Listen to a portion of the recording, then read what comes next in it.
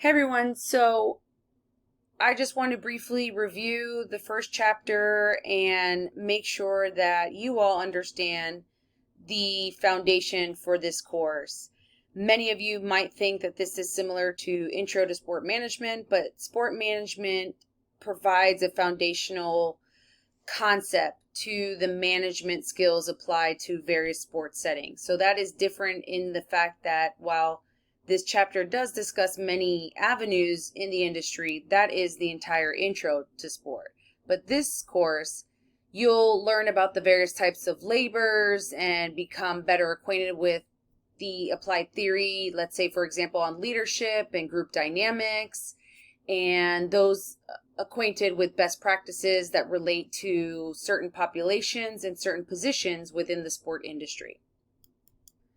So as you, of course, go through, it's important to remember what sport management is, and that's the multidisciplinary field that takes this sport industry and takes the management, takes the leadership, and it bodies it up into one discipline, which is called sport management. So the chapter will go into the size of the sport industry. Obviously, this has taken a huge hit with the current state and COVID-19, but the sport industry is one of the highest paid industries a year, and that all also includes high school sports and travel and all those recreation sports as well. So some of the things the chapter will also talk about is the North American Society for Sport Management. So as professors, we are in this professional association with other professors. There's, of course, a journal that many of the professors add their research to. Certain topics, of course, includes law, management, the future, employee perspectives, sport marketing, leadership, and some other topics that will be included are facility management, fundraising, organizational structure, and obviously conflict resolution. And when we talk about management, conflict resolution is extremely important. So obviously you are still in an undergrad program. So why is this important to know why you need to be an effective sport management? Why is this class important? Well, I hope that this class gives you those skills that are transferable. No matter what you want to do in your career, not everybody that is going to graduate from this program is going to have a job in sport. That's just the matter of the fact.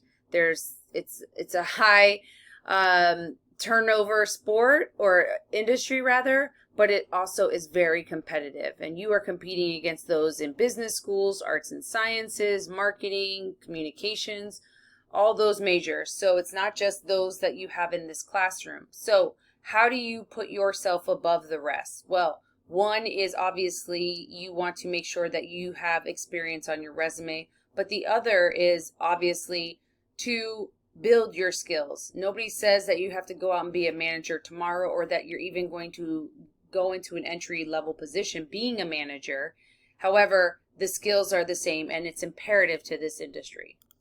So just briefly, a few examples. Obviously, you should all know what career in sports are offered. So these are the few on the screen here.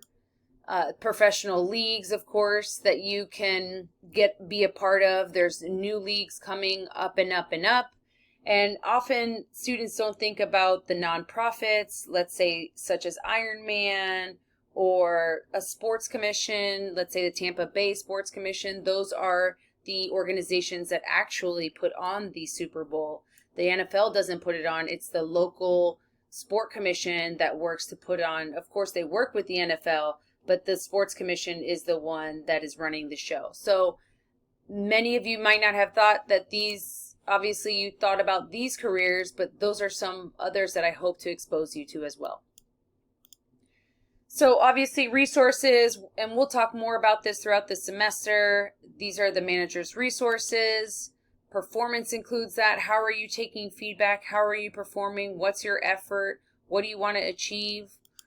Right? And so traits that are applicable to a successful manager are integrity, industriousness, and the ability to get along with people. So I know that many of you cringe when we apply group work to a lot of courses, but again, these are things obviously that are very important to this field that can teach you not just in this course, but they could teach you and you can take with you in the field.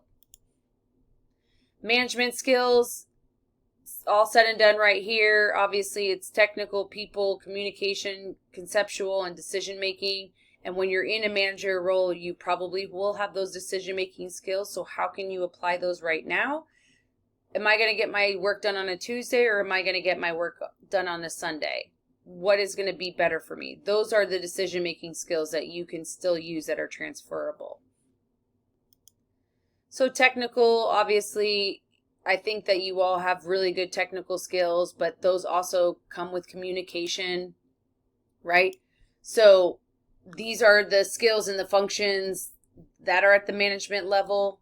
Obviously, you want to make sure that you're doing these things right so you can get up to here, so you can get up to here. So it's all a sort of hierarchy, but somewhere somebody has to start, and you have to start at the bottom. But that's okay, because as you go along, you're going to build skills. So again, these are different traits of a manager.